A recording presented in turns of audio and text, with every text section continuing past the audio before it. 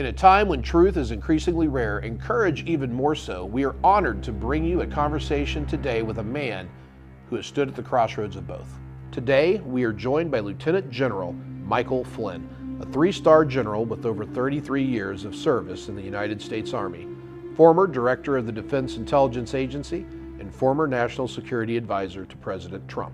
General Flynn's story is one of both service and sacrifice, not just on the battlefield, but in the corridors of power in Washington. In 2017, he became one of the first targets in what would become a widespread campaign against the Trump administration. Why? He threatened to expose what many insiders feared most, the labyrinth of black budget operations and unauthorized financial channels within our intelligence agencies. His appointment as National Security Advisor posed a direct threat to those who had operated in the shadows for decades, leading to one of the most aggressive political targeting campaigns in modern American history.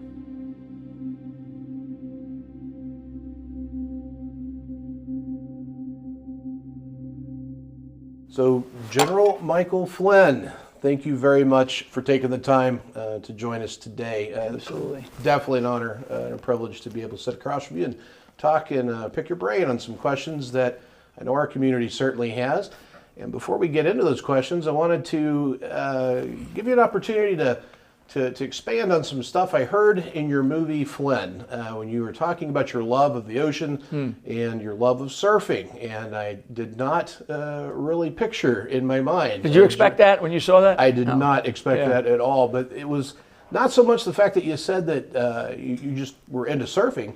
It was more of how you saw it, that you made the comment that it was spiritual. Right. And I was wondering if you could expand on that a little bit. Yeah, so first of all, our family grew up around the ocean. And so, I mean, it's like been a part of, I'm one of 9 brothers and sisters, has been a part of our lives for as long as I can remember. So surfing as a sport, we never really looked at it like it was like a sport, like where I played football, basketball, baseball on sports teams. We looked at surfing as a way of life, and it's not how you ride the wave, or it's not the wave that you ride. It's how you ride the wave, kind of the way sort of life goes too. So it's very, very spiritual when you're out surfing, especially in big surf where you can you're risking your life at times based on some of the challenges that you can face. Anybody that's ever surfed would understand that you're out there kind of, maybe you paddle out with somebody, but you're out there on your own. And if you're kind of like the way I was, that's a time where you're like reflecting. You would pray. I always say a prayer before I head out into the sets. And then when you get out there, you just kind of sit. And whether it's like freezing cold, a blizzard, or it's beautiful sun with Mother Nature, flowing in, it's an experience that for those that have surfed for a long time, and I'm talking about now in my life, I'm about to turn 66 here in a couple of days. I've been surfing since I was about probably 6-7 years old. So I owned a surfboard when I was 6 years old. And it was the first time I'd ever surfed a little tiny surfboard. And today I still own probably half a dozen surfboards, and I still go out surfing. So it's like an experience for me. Yeah, there's all the working out side of it and all that, the physicality, but it's really going out there. Even if I went out and surfed today, because it's a little bit harder for me, I would go out and sit out there for an hour, 2 hours. Maybe I'd catch 1 or 2 waves. But the spiritual nature of just sitting out there in the ocean, reflecting on everything, it's something that you cannot imagine unless you've been out there and done that.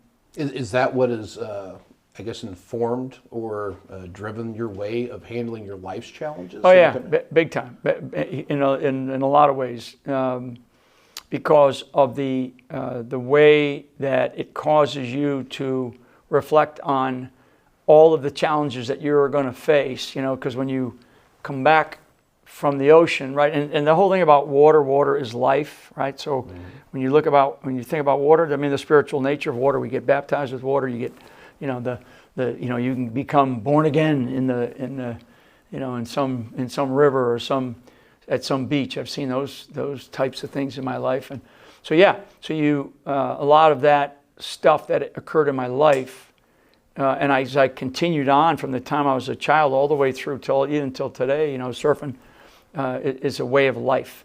And for those of us that have been drawn to that, it's a connection. And throughout my military career, I actually connected with an awful lot of people that when they learned about the fact that I surfed, it's a very funny, it's a small community of people. But actually in the military, there's quite a few people. There's more than you would think that have experienced that. And it's not just the physicality of it. It's the spiritual nature of paddling out, thinking about everything that's going on around in your life, and then focusing everything on something that could actually kill you at that moment versus going out and playing, 5-on-5 in or 2-on-2 in a basketball in some park, or going out and playing some softball, or I've played football, other sports, hockey, running, bicycling. Surfing is a totally different aspect of physicality, and especially when you're talking about when you go out and surf in big waves. So you said it was a living organism, the ocean, and you were part of it. So do you view it as channeling in being one with the water and moving with it, as opposed to more of a strategic game, or? Yeah, no, I mean, it's all of that. I think it's all of that. I mean, I think it's a very natural part of who we are, because again, it's the ocean, right? And the ocean dominates the world. Man trying to always stand up against Mother Nature, right?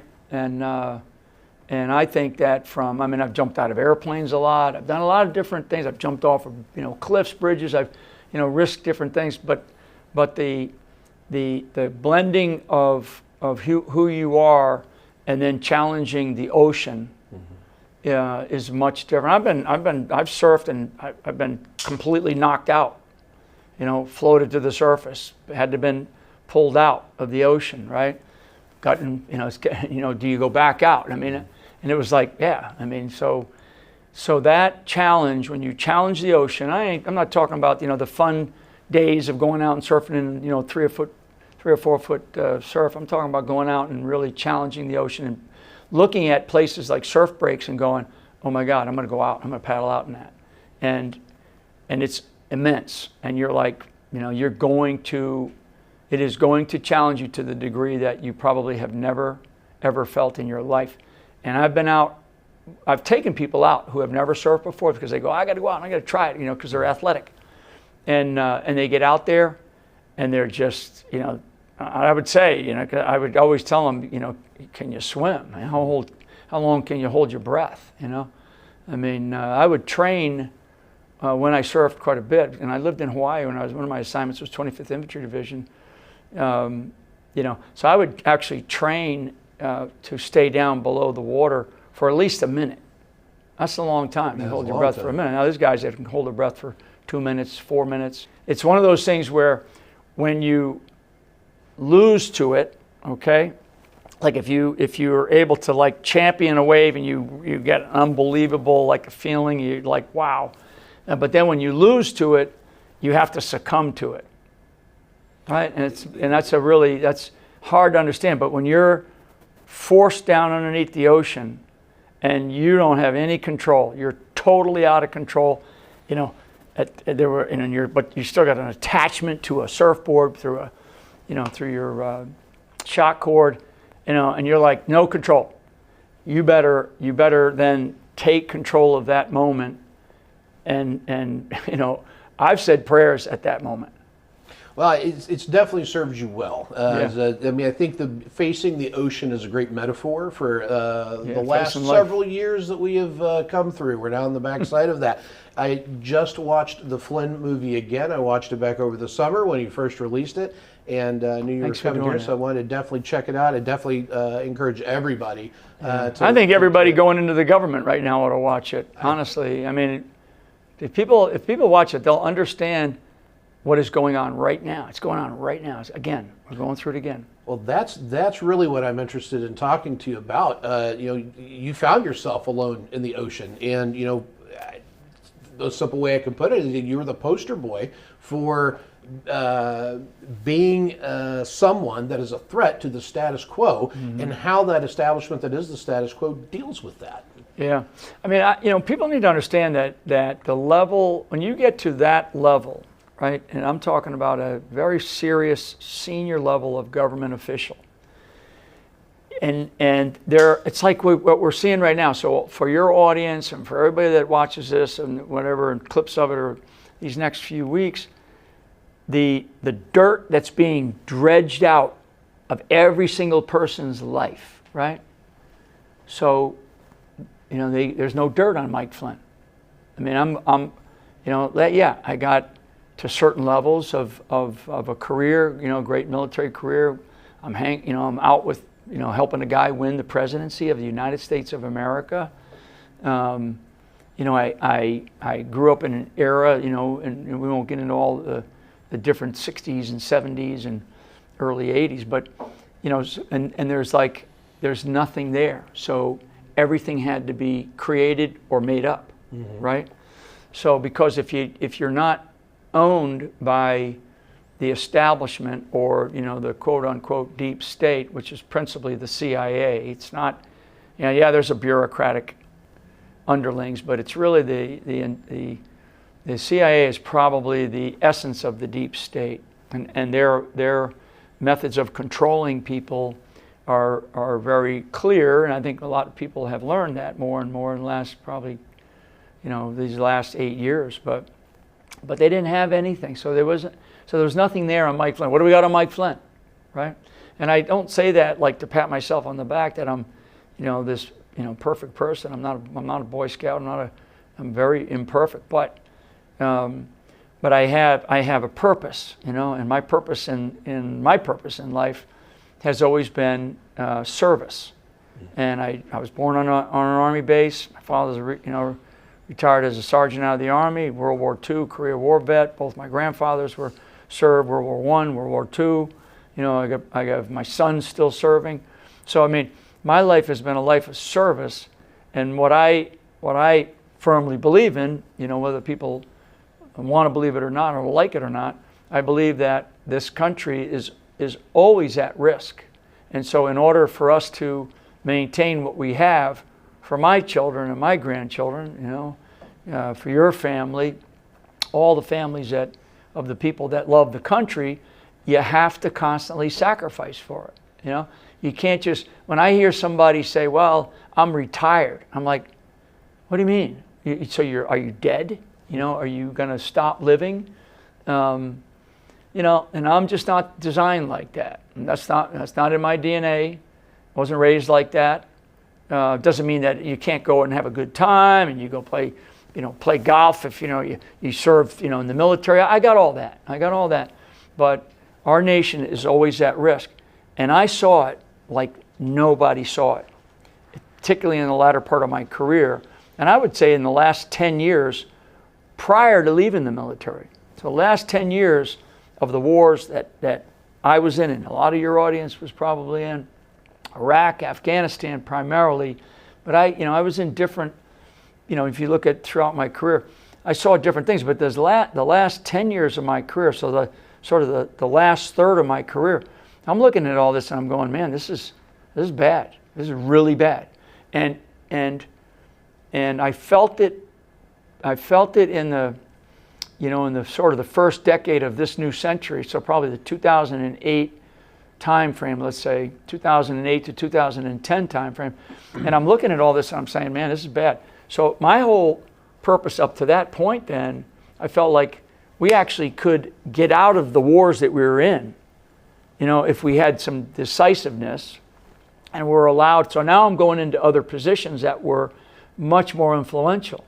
So that time frame, I'm leaving a very senior position in Central Command at MacDill Air Force Base. I'm going to the Pentagon for the first time. I'm going to be the senior intelligence officer in the department in the Pentagon, the J2 for the chairman of the Joint Staff, and I'm going into a much more influential place. And now I'm like, I'm really pushing buttons now, And I ended up spending a year there, and then I went back out to Afghanistan because of the way that everything changed for the commander out in Afghanistan. And so that again changed my life. I went back out to Afghanistan for pretty much another 18 months. And I had already been out there almost 3 years. In fact, I had been out there over 3 years of my life prior to going back out for another 18 months. And so I'm like watching all this stuff unfold and unravel. And then fast forward to the departure from Afghanistan and the shitty way that we have operated in Iraq, and what we've just seen the Assad regime fall. I mean, you kind of say to yourself, what's going on? Who's in charge of this mess? And do we have anybody that actually cares about what it's doing to our country? So when I say that Americans should be in a constant state of sacrifice, it actually is only a couple, it's a small percentage. Most people, and I want most people to just live their lives, go about their business, but to know that that there are people out there that are willing to do what they're willing to do.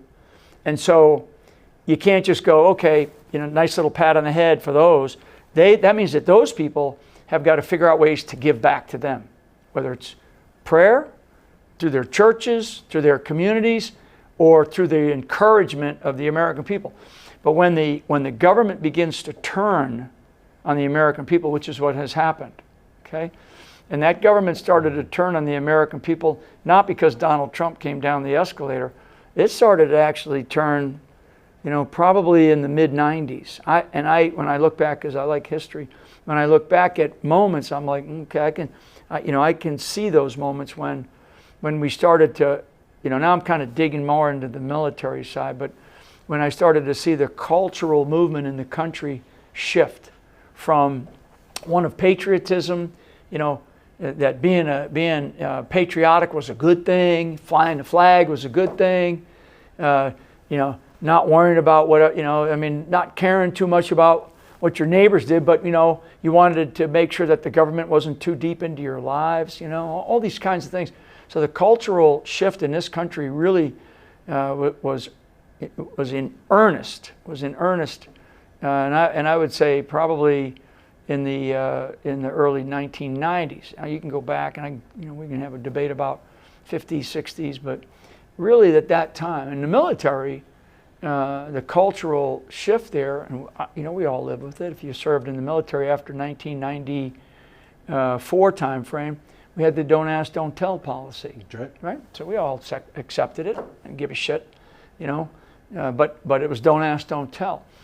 But that cultural, that was a purposeful, intentional assault on a culture that threatens people that want to control this country. And I think that's what people don't understand.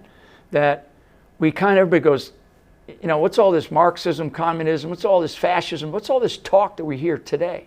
Because there is a movement in this country, because there's always an underpinning, an ideological underpinning of people that want this country to be other than what it was designed to be, which was a constitutional republic based on a fair rule of law where everybody's equal. Depending on your, equal doesn't mean, wealth has nothing to do with wealth. It has to do with equality. And, you can work really hard and accept, a modest lifestyle. Or you can work really hard and you can become a really wealthy person. Doesn't make any difference where you come from. But that cultural assault on our system, our way of life, has been going on for a long time. And one of the institutions that had to be taken apart was our military. And I wouldn't sit here and tell you today that I understood it then. I was a major when that happened, and we were like, okay, whatever, let's get on, right? I don't give a shit. I don't care whether somebody's purple with pink polka dots, as long as they meet a standard and they can do the job and all that in the military, right? But I think as we go forward, this constant, the DEI, all this stuff. So I'm jumping a little bit back and forth for the direction and the path that we are on right now as a nation. And what I tell people is that we are in a place now where we have one chance left. We're going to hit our 250-year mark here. Everybody's going to celebrate. We got Trump in office if he stays alive between now and the next 33 days or so, 32 days. Which is not a given. It's not a given. And so all these things matter because we have not defeated the opponent. Okay, we have not really defeated that opponent. That opponent is still fighting us, and it's not Harris and Waltz. Those are attachments to something that is much bigger and much more. It's a greater evil that we force, and I believe that. I mean, talking about all the spirituality stuff. I'm a Catholic kid. I'm the worst Catholic, but what I do know is that it's like in warfare, right? The enemy has a vote, so you constantly have to look at those kinds of things that are happening out there, and understand it's not just some enemy that you face on the battlefield, some terrorist or some conventional enemy. It's actually spiritual enemy, certainly ideological enemies. I mean, there's economic enemies. There's economic warfare going on. So all those things matter. And I think for the people that understand that, like a guy like me, what we have a responsibility. I feel a direct responsibility to do everything that I can, because I've been blessed to be given the things that I've been given, and to get to the levels that I got to, and the attacks that I received. You kind of look at them, you sort of go, okay, well, so it's like if you're gonna have a coup, you better kill the king. Is the threat to the Trump administration that's getting ready to come in, is that threat that you faced, is that still there? Is it more dangerous? It's more dangerous. It's more dangerous because, in a way, they won. So in a way, Trump gets in 2017 to 2020, right? 2016 he wins a victory, 2017. So in a way, he kind of won an incremental battle, an incremental victory in this war to change America, to fundamentally change America, okay, which was stated by a former president, right? Fundamentally transform America. So he won a battle, and everybody was like, wow, this is great, right? And you saw the constant attacks. He was able to achieve some really amazing things. At the time, and I'm watching all this because I'm on the sidelines now. He was an economic president, not a wartime president. He was an economic president, and he did great things for the economy. The war, he stayed out of it, and he was smart. He's like, why do I want to get back into? I don't want to start a new war. I don't want to. But you tell me, you give me good advice. I'll do the right things. I'll go after al-Baghdadi. I'll go after Soleimani. We'll drop some bombs on ISIS camps over in Afghanistan. So they did some tactical things to keep war sort of like at this level, right? But he was an economic president, even despite all the attacks he went through. Then they come back and they regained. They beat him. Okay, now, I've been called every name in the book. That election in 2020 was a fraudulent election. So I don't care if you get banned off of YouTube or not. Okay, it was a fraudulent election, and there's no way in the world that Joe Biden, who was known at that time to have partial dementia, to have partial onset of dementia at that time. So we lost that. We lost that battle. That was a big battle. And in a way, now I'm kind of glad. Now that we've achieved where we're at, because we've been given, like, I think, sort of divine intervention, we've been given one more chance. And I do believe that. Had Trump won in 2020, I don't believe, and then, he'd be out now, right? He'd have done great things, but they would have constantly attacked him. And the exposure of this really ugly underbelly, this rot that we have in our system of government would not have been exposed. And they would have just constantly, hammered them as much as, the rise of citizen journalism, right? The rise of Grunt style, okay?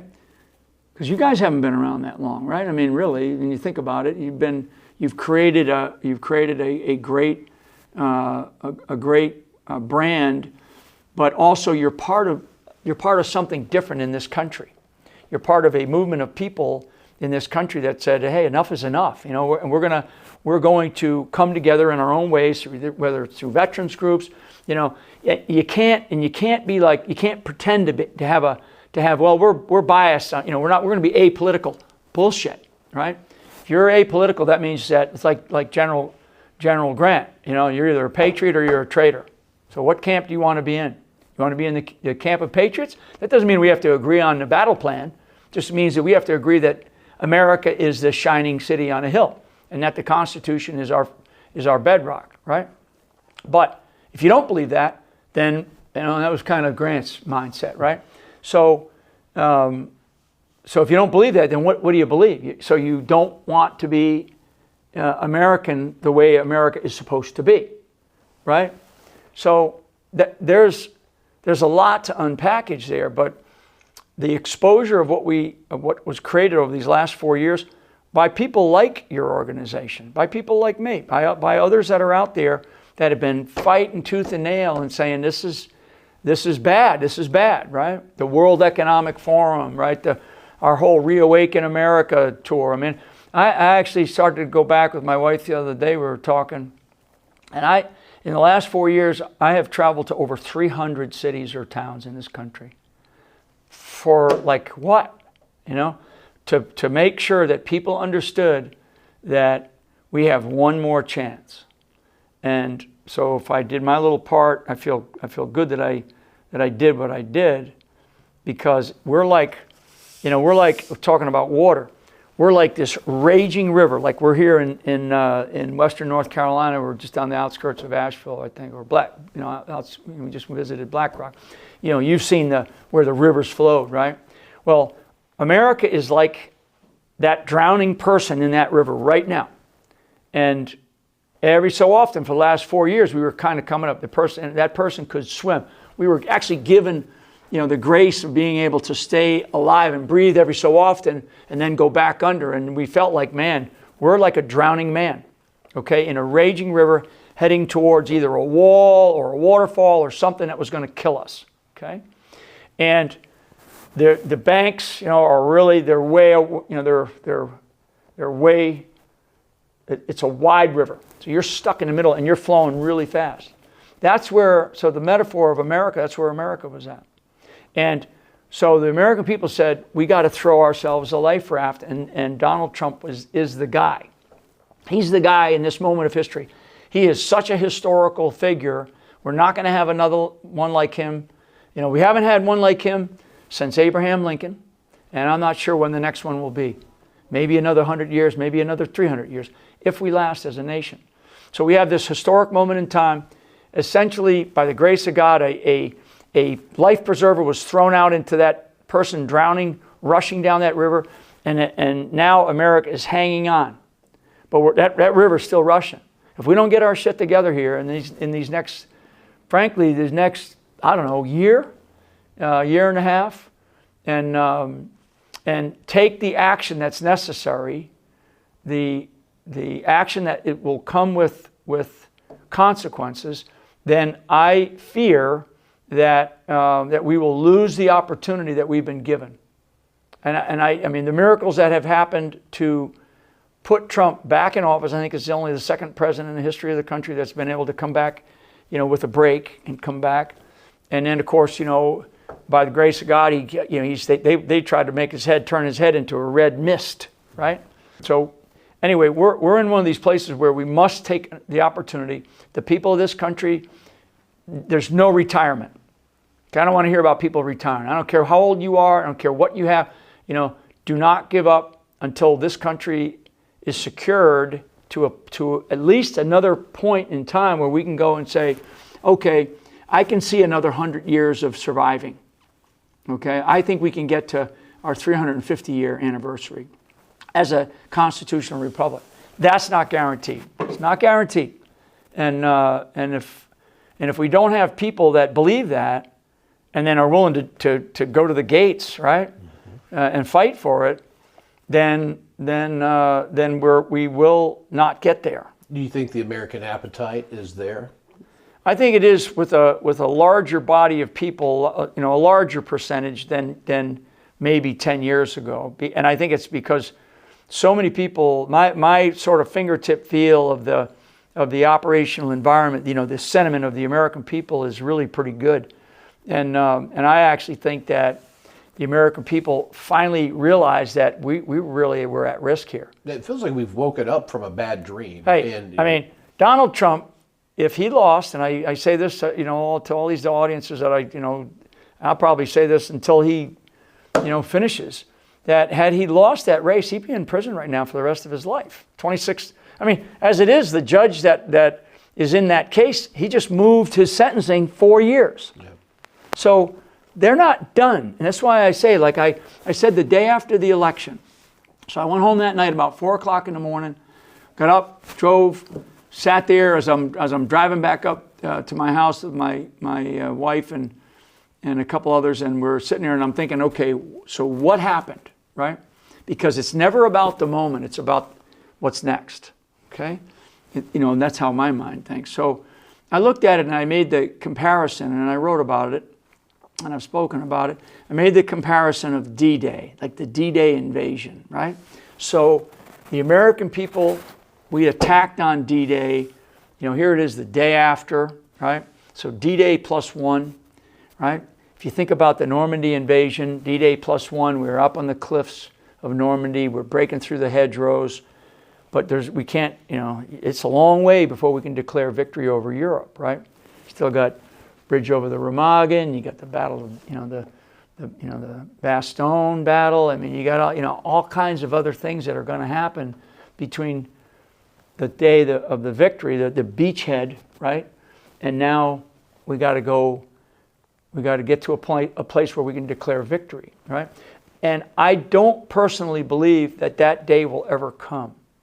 So my way of thinking, the way I look at things, you'll have these incremental victories, and you'll feel good about, we did this or we did that, and whatever laws passed, or the Supreme Court has a ruling like the Roe v. Wade ruling, which was a big deal. Everybody felt good about it. Those are big victories. But that's why I say that the nation is in a constant state of sacrifice. And so there's not really going to be a declaration of the victory over Europe or victory over Japan, to use that metaphor. It's constant. But what we can do, back to surfing, right? Back to physicality. This nation is in a pathetic state of health right now. Okay? Name one condition, and I'll give you the details of economically, politically, right? Militarily, information. If that's one area, that's an area where we actually have some strength, because there's been a rise of people because of things called free speech and the internet, and a couple of good people that have sort of flipped. Elon's flipped, So those are conditions of health as a nation, and we are weak. We're weak right now, and we have to kind of like you got to work out, right? The body's got to be worked out. That means America has to work out. And that means you need leaders who are going to be disciplined, and then they're going to drive this country to get stronger again. If we don't do that, in these next couple of years, we're in trouble. That's why there's such an anxiety right now in this country. There's a huge anxiety.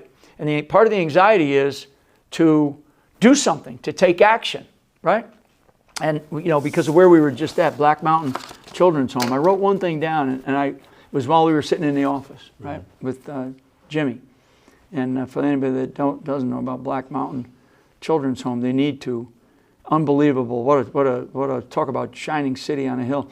He said, and I wrote this down when we were wandering around here, he said, nobody cares what you say until your actions show how much you care. Right.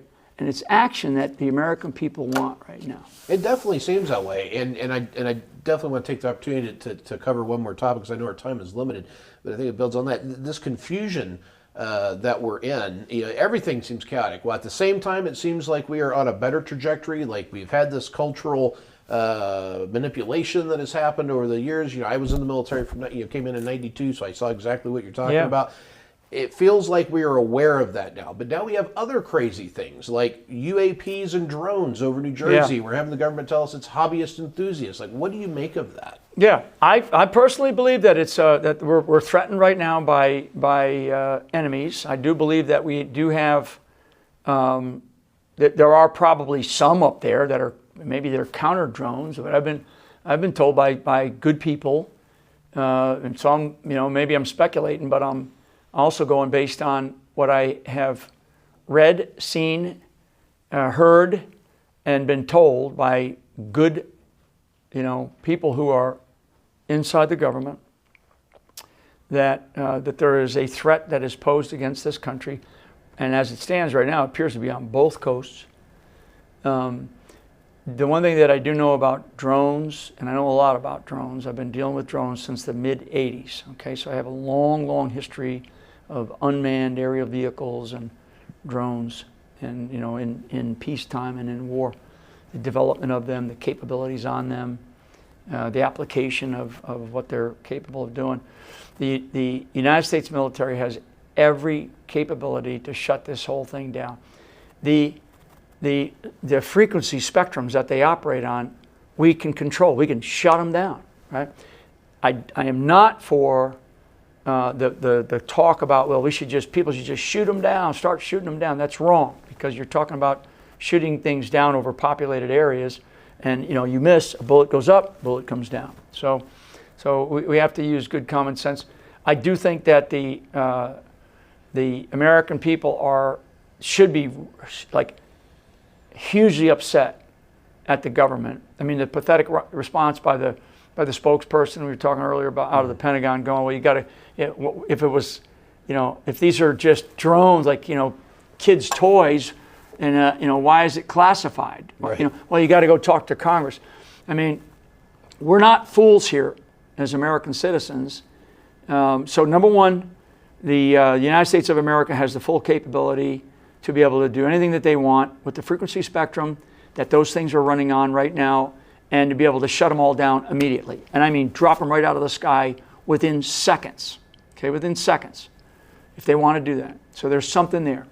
The other things are they looking for radioactive material? I mean, we're big boys and girls, and maybe there is concern that if they say in the northern New Jersey, New York area, we got concerns about, dirty bombs.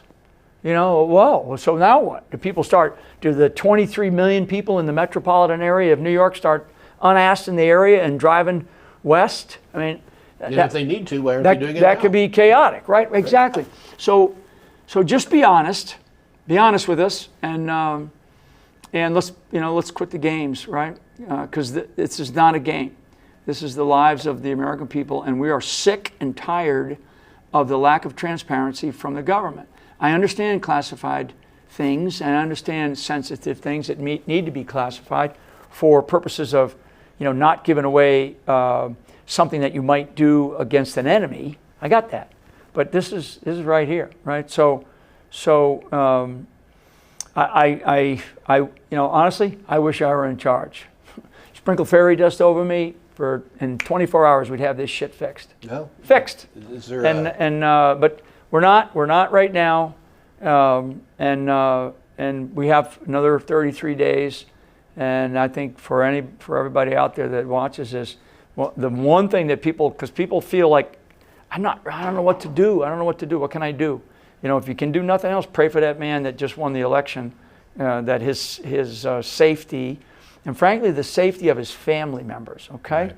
So we always think about Trump, and of course a couple of times, assassination attempts, but imagine if somebody went after his wife, his son, or sons, their family members, right?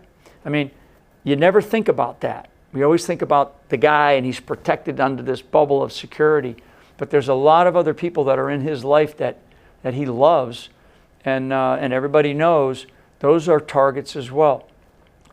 All of that is on the table right now. Every bit of it. And so I appreciate the fact that he's down at Mar-a-Lago, that he's generally doing what he can do. He can't fight from a foxhole. He's got to fight from a standing position, because that's what we want our leaders to do.